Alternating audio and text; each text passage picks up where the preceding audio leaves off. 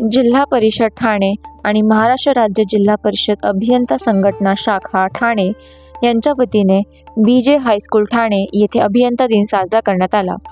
या कार्यक्रमात शहापूर पंचायत समिती बांधकाम विभागात कार्यरत असलेले शाखा अभियंता श्री अनिल जीवनराम दिवान यांना आदर्श अभियंता म्हणून गौरविण्यात आले। 1990 साली पंचायत समिती तलासरी येथे कनिष्ठ अभियंता सहाय्यक म्हणून सेवेत रुजू झालेले दिवान आज शाखा अभियंता म्हणून काम पाहत आहेत, तर मागील 35 वर्षापासून वाडा, तलासरी, शहापूर या आदिवासी भागात ते कार्यरत आहेत। या कार्यक्रमाप्रसंगी ठाणे जिल्हा परिषदेचे मुख्य कार्यकारी अधिकारी श्री रोहन घुगे हे प्रमुख पाहुणे म्हणून उपस्थित होते। त्यांच्या हस्ते सर्व आदर्श अभियंत्यांचा सन्मान करण्यात आला।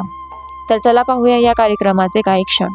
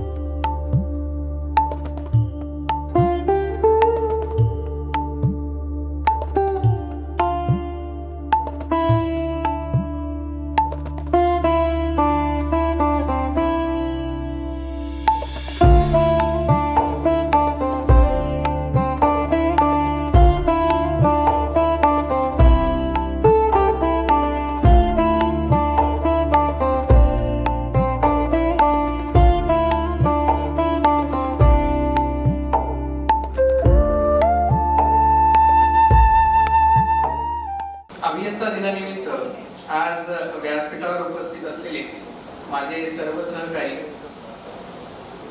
भारतरत्न सर श्री मोक्षगुंडम विश्वेश्वरय्या यांच्या प्रतिमेस मी अभिवादन करतो आणि माझे उपस्थित सर्व बंधू आणि भगिनी, आपण ऍक्सिडेंटल प्राईम मिनिस्टर बघितला असेल किंवा आपण ऍक्सिडेंटल प्राईम मिनिस्टर खूप वाचला असेल. तसा मी मुळात इंजिनियर आहे आणि ऍक्सिडेंटल ऍडमिनिस्ट्रेटर झाले. कॉलेज जीवनात असताना बऱ्याच लोकांचं आधीपासून असं असतं की मला सिव्हिल सर्व्हिसेस मध्ये जायचंय. काही लोक फर्स्ट इयर पासून सेकंड इयर पासून अभ्यासाला सुरुवात करतात. माझं असं काही नव्हतं. 4 वर्ष संपली, त्याच्यानंतर माझं कॅम्पस प्लेसमेंट झालं. अगदी चांगल्या कंपनीमध्ये मला प्लेसमेंट मिळाली होती. तर त्याच्यामुळं मला ऍडमिनिस्ट्रेशन कडे असं येण्याचं काही कलही नव्हतं. माझ्या घरी कोणी नव्हतं. मी आजूबाजूला अशी लोक बघितलेली पण नव्हती आणि अशी काही इच्छा पण नव्हती. परंतु हळूहळू अवेअरनेस वाढत गेला आणि बऱ्याच वेळेस असं होतं की आपण जसं जसं जास्त वाचत जातो, जसं जास्त डिस्कशन्स करत जातो, तसं आपल्याला लक्षात येतं की ऍक्च्युअल सोसायटीवरती इम्पॅक्ट करण्यासाठी आणखी कुठली दालनं उपलब्ध आहेत. म्हणजे इंजिनियर म्हणून पण आपण एक इम्पॅक्ट करतच असतो, परंतु प्रत्येक इम्पॅक्टचं एक एक्सपोजर वेगवेगळं असतं, एक प्लॅटफॉर्म वेगवेगळा असतो. तर लोकांशी डायरेक्टली कम्युनिकेट करून काम करण्यासाठी, आता जसं तुम्ही सिव्हिल इंजिनियर म्हणून गावामधले इन्फ्रास्ट्रक्चर क्रिएट करता, तसं एक कम्प्युटर इंजिनियर म्हणून तुम्ही डायरेक्टली गावातले इन्फ्रास्ट्रक्चर क्रिएट करून लोकांच्या आयुष्यामध्ये असं डायरेक्टली दिसेल असं भर टाकणं एवढं इझिली शक्य नसतं. तर मग त्याच्यानंतर मग जवळपास 2-3 वर्ष मी काम केल्याच्या नंतर, म्हणजे मी भारतामध्ये पण काम केलं, मी लंडनमध्ये पण काम केलं आणि त्याच्यानंतर पूर्ण अनुभव घेतल्याच्या नंतर मग डिसाईड केलं की मला आता ऍडमिनिस्ट्रेशन मध्ये किंवा सिव्हिल सर्व्हिसेस ही हा सिव्हिल सर्व्हिसेसच्या माध्यमातून जो प्लॅटफॉर्म आपल्याला उपलब्ध होऊ शकतो, त्याच्याने आपण समाजाला जे देणं लागतो ते आणखी चांगल्या पद्धतीने आपण देऊ शकतो. मग मी तेव्हा लंडन मध्ये होतो. डायरेक्टली रिझाईन केलं, घरी विचारलं नाही, काही नाही. कारण जेवढं तुम्ही डिस्कशन करायला जाल तेवढं मग जास्त डिसिजन कॉम्प्लिकेट होत जातं. आपल्याला जर आपल्या क्षमतांवरती आणि आपल्या इराद्यांवरती जर विश्वास असेल तर आपलं डिसिजन हे आपणच घ्यायचं असतं आणि ते आपल्यालाच निभावावं लागत असतं आणि त्याची संपूर्ण जबाबदारी पण आपलीच असते. मग रिझाईन केलं, रिझाईन करून इकडे आलो. परत एक सांगायचं राहिलं की मी CUEP मधून कम्प्युटर सायन्स इंजिनिअरिंग कम्प्लीट केलेलं आहे. त्याच कॉलेजमधून भारतरत्न श्री मोक्षगुंडम विश्वेश्वरय्या यांनी पण आपलं सिव्हिल इंजिनिअरिंग पूर्ण केलं. तर समाजाप्रती काम करण्याबाबतचा त्यांचा जो आदर्श होता तो ऑलरेडी डोळ्यासमोर होताच. आणि त्याच्यानंतर परत आल्याच्या नंतर परत आपण पुण्यातूनच इंजिनिअरिंग केलेलं आहे, जॉबही काही वेळ पुण्यातच केलेला आहे, आपली मित्रमंडळी सगळी पुण्यातच आहे. मग पुण्यातून प्रिपरेशन करण्यात काही अर्थ नाही, आपलं काही प्रिपरेशन पुण्यात होऊ शकत नाही. मग गेलो मी डायरेक्टली दिल्लीला गेल्याच्या नंतर तिकडे क्लासेस कोणती लावायची हा एक मुद्दा असतो. मी एक दिवस क्लास करून बघितला आणि एक लहानपणीपासून एक पिंड पडलेला असतो आपला. मी माझ्या पूर्ण शालेय जीवनात कधी क्लास लावला नाही, 11वी-12वीला कधी क्लास लावला नाही, CET प्रिपरेशन साठी क्लास लावला नाही, इंजिनिअरिंग मध्ये क्लास लावला नाही. मग त्याच्यामुळे तो कधी पिंडच नव्हता की क्लासमध्ये जाऊन अभ्यास करायचं, जे ते शिकवतील त्याप्रमाणे अभ्यास करायचा. लहानपणीपासून स्वतःच अभ्यास करायची सवय होती. तर दिल्लीमध्ये जाऊन एक दिवस क्लास करून बघितला, म्हटलं हे काही आपल्या काही कामाचं नाही. मग त्याच्यानंतर स्वतःच अभ्यास करायचा ठरवला आणि त्याच्यानंतर पहिल्या प्रयत्नामध्ये माझं CET central arm police force मध्ये असिस्टंट कमांडर म्हणून सिलेक्शन झालं होतं आणि त्याच्यानंतर IRS इंडियन फॉरेस्ट सर्व्हिस या दोन्ही परीक्षा ऍट अ टाइम क्रॅक करणारा महाराष्ट्रातून मी एकमेव विद्यार्थी होतो. आणि माझा ऑप्शनल जिओलॉजी ऑप्शनल होता. म्हणजे कम्प्युटर सायन्स जवळपास UPSC मध्ये 50 प्रकारचे ऑप्शनल तुम्हाला घेता येतात, परंतु कम्प्युटर सायन्स हा ऑप्शन त्याच्यामध्ये नाहीये, ज्याच्यामध्ये माझं ग्रॅज्युएशन झालेलं होतं. तर मग घ्यायचा विषय कोणता, तर मोस्टली आर्ट्सचे विषय उरतात आणि मग नाहीतर मग तुमच्याकडे फार टेक्निकल एखादा विषय असतो, जसं की मेकॅनिकल इंजिनिअरिंग वगैरे असेल, सिव्हिल इंजिनिअरिंग असेल, इलेक्ट्रिकल इंजिनिअरिंग असेल, झुलॉजी, बॉटनी असे विषय असतात. तर मग मी विषय घेतला जिओलॉजी आणि जिओलॉजी हा विषय घेऊन पूर्ण भारतातून सिलेक्ट होणारा मी एकटाच होतो. त्याच्यानंतर पुढच्या वर्षी परत म्हणजे ट्रेनिंग जॉईन केलं. मी ट्रेनिंग करत असताना एक्झाम दिली आणि त्याच्यामध्ये परत त्याही वर्षी भारतातून सिलेक्ट होणारा हा ऑप्शन घेऊन एकटाच होतो आणि IAS मध्ये सिलेक्शन झालं. सांगायचं तात्पर्य एवढंच की इंजिनियर्सनी ठरवलं तर इंजिनियर्स काय पण करू शकतात. म्हणजे आपला विषय नसताना दुसऱ्या विषयाचे क्लासेसही उपलब्ध नसताना, आजूबाजूला तो विषय घेतलेले लोकही उपलब्ध नसताना, आपल्याकडे त्या विषयाचं मटेरियल, पुस्तक, नोट्स काही नसताना देखील आपण अभ्यास करून भारतातलीच नाही तर जगातल्या सगळ्यात अवघड परीक्षांपैकी एखादी परीक्षा आपण क्रॅक करू शकतो जर आपण मनात आणलं तर. मग त्याच्यानंतर आम्ही सर्व्हिस मध्ये गेलो, ट्रेनिंग मध्ये गेलो. मग UPSC सिव्हिल सर्व्हिसेस मधून 25 प्रकारच्या सर्व्हिसेस मध्ये तुम्ही जाऊ शकता. आणि त्याच्यामध्ये तिथं असणाऱ्या इंजिनियर्सची संख्या किती आहे? किती इंजिनियर्स असतील? सिलेक्ट झालेल्या सगळ्या लोकांपैकी इंजिनियर्स किती असतील? एवढे सगळे ग्रॅज्युएशन्स आहेत बघा. 12 लाख लोक परीक्षेला बसतात सगळ्या प्रकारचे, आणि त्याच्यामध्ये मोस्टली आर्ट्सचे सब्जेक्ट असतात. तर इंजिनियर्स किती असतील? 67% इंजिनियर्स. तुम्ही विचार करू शकता की जिल्हा परिषद मध्ये आपण इंजिनियर्स म्हणजे आपल्याला सिव्हिल इंजिनियर्स किंवा पाणी पुरवठा किंवा जास्तीत जास्त जलसंधारण असं आपल्याला वाटतं, परंतु प्रत्येक क्षेत्रामध्ये काम करणारे मोस्ट ऑफ द लोक हे आता आजकाल इंजिनियर्स आहेत. त्याच्यात एक रोल हा पण आहे की इंजिनिअरिंग कॉलेजेसही खूप जास्त आहेत, इंजिनियर्स तयार होण्याची संख्याही जास्त आहे. ते पण जरी असलं तरी सुद्धा सेम सिलेबस असतो सगळ्यांना, आणि त्या लेवलची परीक्षा आणि त्या लेवलचं कॉम्पिटिशन याला पार करून पुढे जाण्यासाठी म्हणजे एक अॅनालिटिकल माइंडसेट जो लागतो तो माइंडसेट हा इंजिनियर्स मध्ये मूलतः डेव्हलप झालेला असतो.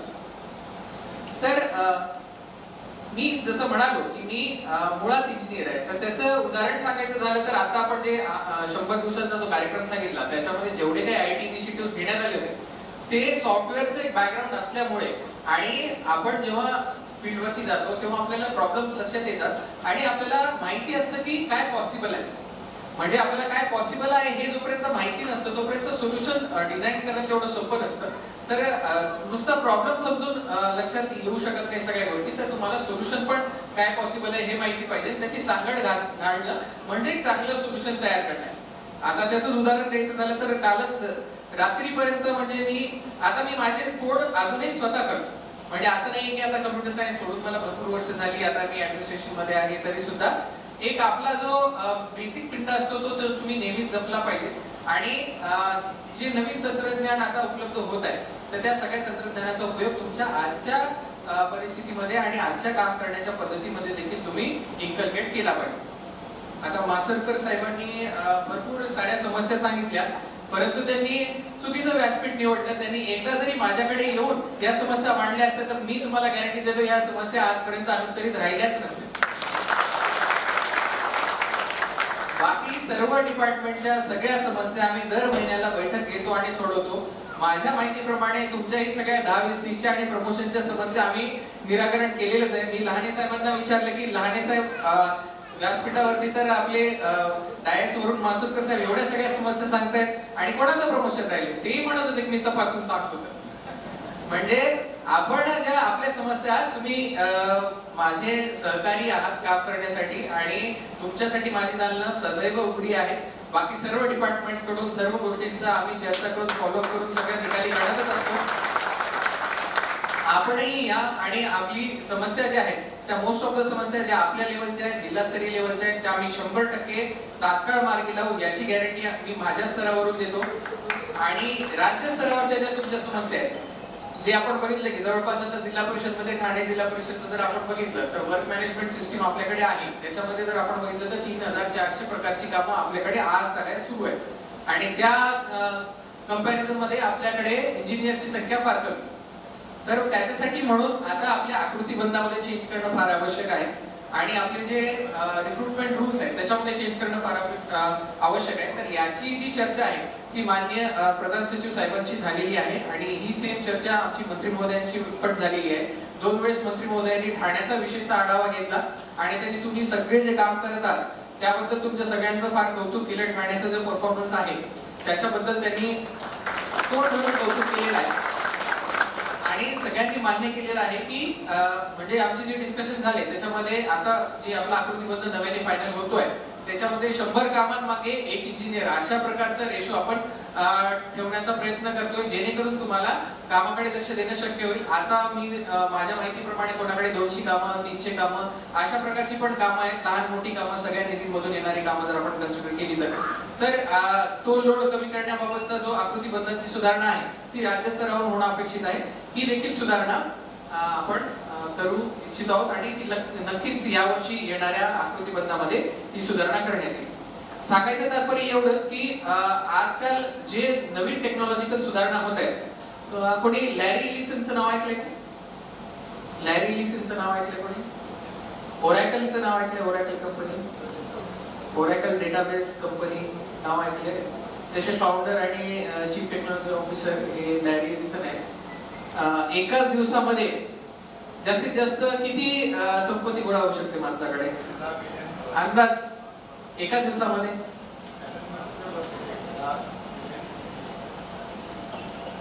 1 बिलियन म्हणजे किती? 1 बिलियन म्हणजे किती रुपये? 1 billion, not billion. 1 billion dollars. 1 billion dollars म्हणजे किती रुपये? 1 डॉलर म्हणजे किती रुपये? किती? 85 रुपये. तर मग 1 बिलियन डॉलर्स म्हणजे 8,500 कोटी रुपये. आणि 100 बिलियन डॉलर म्हणजे किती?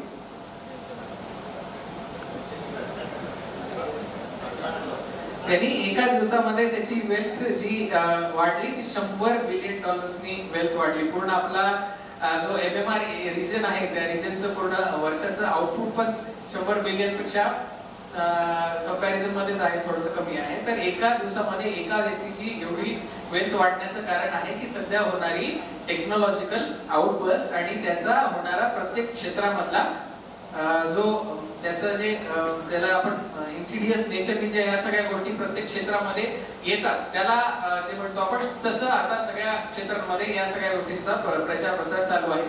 तर आपणही सर्वांनी या सगळ्या टेक्नॉलॉजिकल गोष्टींचा, म्हणजे जिल्हा परिषद म्हणजे फक्त सिव्हिल इंजिनियर, पाणी पुरवठा इंजिनियर, जलसंधारणचे इंजिनियर एवढा संकुचित विचार करून आपल्याला चालणार नाही. तर इंजिनियरचे खूप वेगवेगळी दालन आहेत. ते सगळ्या दालनांमधले जे सायलोज आता होते ते सगळे सायलोज ब्रेक होऊन आता इंटर डिपार्टमेंटल कोऑर्डिनेशन आणि इंटर डिपार्टमेंटल AI या सगळ्या गोष्टींमुळे, एजंटिक AI मुळे सगळी कामं आता ही ऑटोमॅटिक होण्याची सुरुवात झालेली आहे. त्या सगळ्यांपासून आपण अलिप्त राहून चालणार नाहीये. तर आपल्याला आपलं कामाची कार्यक्षमता वाढवण्यासाठी आणि आपल्या कामाचा जो भार आहे, म्हणजे एवढी सगळी कामं ऍट अ टाइम चेक करणे, 100% कामं ही तुमच्या स्तरावरती चेक करणं अपेक्षित असतं आणि 5% कामं 10% कामं ही HOD आणि आमच्या स्तरावरती चेक करणं अपेक्षित असतं. तर एवढ्या मोठ्या प्रमाणावरती कामं जर आपल्याला करायची असतील आणि गुणवत्तापूर्ण करायची असतील, given all the handicaps or given all the problems that exist on the field. आता तुम्ही जर फील्डवरती गेलात तर तुम्हाला 10 लोक 10 वेगवेगळ्या गोष्टी सांगतील, 10 लोक तुमच्या वेगवेगळ्या तक्रारी करत येतील. माझ्यापर्यंत पण इथे हे निकृष्ट दर्जाचं काम झालंय, तिथे हे निकृष्ट दर्जाचं काम झालंय, अशा तक्रारी खूप येतात. प्रत्येक तक्रारीमध्ये तथ्य असतं, अशातली काही गोष्ट नाही.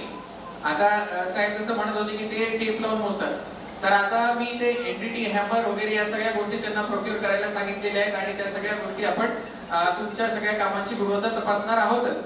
आणि तुम्ही नक्कीच चांगलं काम करता याच्यामध्ये काही गुमत नाहीये. इतके सगळे कन्स्ट्रेंट्स असताना एवढ्या सगळे प्रॉब्लेम्स मधून तुम्ही देखील खूप चांगलं काम डिलिव्हर करण्याचा प्रयत्न करता. गाव स्तरावरती ज्या काही गोष्टी तयार होतात त्या सगळ्या गोष्टी तयार होण्यामध्ये आपल्या सर्वांचं योगदान हे सगळ्यात जास्त महत्वाचं आहे आणि ते प्रत्येक गावामध्ये गेल्याच्या नंतर हे प्रकर्षाने जाणवतं आणि दिसून येतं. तर अशा प्रकारचं चांगलं काम आपण करत असणार, परंतु अगदी छोट्या छोट्या गोष्टींसाठी, छोट्या छोट्या तक्रारींसाठी कुठेतरी आपल्या कामाला गालबोट लागू नये आणि एकूणच आपल्या सर्वांची प्रतिमा, आपल्या डिपार्टमेंटची प्रतिमा, आपल्या इंजिनिअरिंग डिग्रीची प्रतिमा डागाळली जाऊ नये याच्यासाठी प्रयत्न करणं फार आवश्यक आहे. आणि त्याच्यासाठी वेगवेगळी जी आता टेक्नॉलॉजिकल डेव्हलपमेंट्स आपल्याकडे होत आहेत त्या सगळ्या डेव्हलपमेंट्सचा उपयोग आपण केला पाहिजे. AI चा मोठ्या प्रमाणावरती उपयोग केला पाहिजे. आवाज सॉफ्ट सारखे जर सॉफ्टवेअर बघितले आपण, नुसते डिटेल्स जरी टाकले तरी आपल्याला त्याच्यामध्ये एस्टिमेट्स तयार होऊन येतात. हे पूर्ण भारतभर आता अशा प्रकारचे सॉफ्टवेअर्स आपण यूज करत आहोत. आता आपल्यापैकीच कोणीतरी एक सजेशन पण दिलं की आम्हाला अशा प्रकारचं एक ऑफलाईन सॉफ्टवेअर उपलब्ध करून द्यावं. आपण फक्त या माझ्याकडे आपण त्याच्याबद्दल चर्चा करू आणि तात्काळ याच्यामध्ये पुढच्या 2 ते 3 महिन्यामध्ये याच्यामधले सॉफ्टवेअर आपल्याला तयार करून देऊ. दोन्ही आपल्याला माहिती आहे, आपलं वर्क मॅनेजमेंट सिस्टीमचं जे सॉफ्टवेअर आहे त्याचाही आपल्या सर्वांना खूप मोठ्या प्रमाणावरती उपयोग होत असेल. आपली मोठ्या प्रमाणाची कामं ट्रॅक करण्यासाठी आपल्याला MB रेकॉर्डिंगसाठी देखील आणखी काही मदत हवी असेल तर त्याबाबत देखील आम्ही तुम्हाला जे काही उचित सहकार्य आहे ते आपण नक्कीच करू. आणि तुमच्या सेवाविषयक बाबींबाबत ज्या काही गोष्टी प्रलंबित आहेत असं तुम्हाला वाटतं त्या सर्व गोष्टी आमच्याकडे घेऊन या. संघटनेचे प्रतिनिधी असतील, आपण वैयक्तिकरित्या जरी कोणी आला तरी तुमच्या सगळ्यांच्या ज्या समस्या आहेत त्या सगळ्या समस्या आपण वेळेमध्ये सोडवूया. तुम्हाला प्रशासकीय दृष्ट्या काम करायला कुठलीही अडचण येणार नाही, प्रोव्हाइडेड तुम्ही तुमचं काम फील्डवरती अगदी चोखपणे करत असाल. तर आजच्या दिवशी आपण प्रातिनिधिक स्वरूपामध्ये अनिल दिवान साहेब, मनीष कुमार हर्लेकर साहेब, कैलास कलानी साहेब, विजय सुलतानी साहेब तसेच पदोन्नती आणि सेवानिवृत्ती यांच्या जे लाभ आपल्याला मिळालेले आहेत अशा सर्व इंजिनियर्सचं जे आपण या ठिकाणी सन्मान केलेला आहे हा प्रातिनिधिक स्वरूपामधला सन्मान आहे. आपण सर्वजण आपापल्या ठिकाणी खूप चांगलं काम करत आहात. आजचा दिवस हा आपल्या सर्वांच्या कामाचा गौरव करण्याचा आणि सन्मान करण्याचा आणि आपल्याला आठवण करून देण्याचा आहे. हे सन्मान प्रातिनिधिक जरी असले तरी माझी अशी धारणा आहे आणि माझा असा विश्वास आहे की माझे सर्व जिल्हा परिषद मधले इंजिनियर अगदी उत्कृष्ट काम करत आहेत आणि अशाच प्रकारचं काम आपण नेहमी करत राहू. माझ्या आपल्या सर्वांना आपल्या कार्यासाठी खूप खूप शुभेच्छा आणि आपण करत असलेल्या कामाबद्दल आपलं खूप खूप अभिनंदन. धन्यवाद. मला खूप खूप आनंद झाला. एक सेकंद याचं कारण असं की असा अधिकारी मिळणं की जो तुमचं सगळं म्हणणं लक्षपूर्वक ऐकतोय आणि तुमची प्रत्येक समस्या सोडवण्याचा कार्यालयीन प्रयत्न मी करीन असं म्हणणारा अधिकारी मिळणं, अत्यंत सकारात्मक दृष्टीने तुमच्या अडचणींकडे पाहणारा अधिकारी मिळणं ही भाग्याची गोष्ट आहे. जोरदार